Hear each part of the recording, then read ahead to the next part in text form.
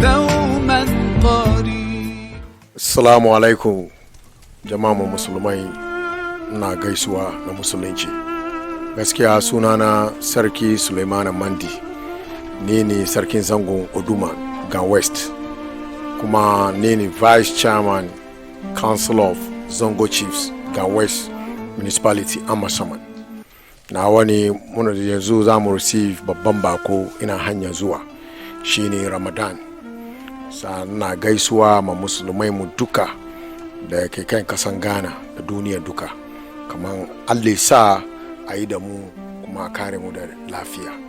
To farko na duban musulmai mu tun da yanzu za mu shiga cikin Ramadani, a yi hankuri waɗanda ke cikin wani hali dukan da bai da kyau da bai shiga cikin musulunci ba, sha yi hankuri a daina.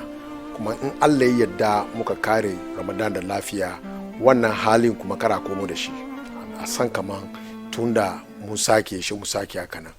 Kuma muna duban manyan mu sarakuna da manyan mu musulmai da waɗanda ke da shi, a yi hankuri a duba yadda za a yi a tamake waɗanda ba su da shi.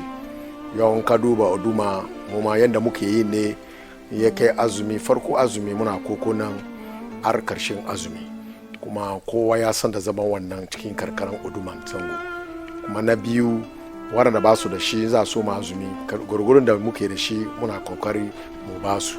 Muna roƙon ubangiji mu Allah ya bari mu samu shekaran ga kuma mu yi yadda muke yi kullum shekara.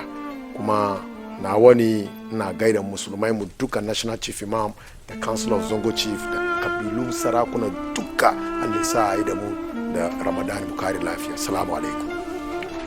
Ramadan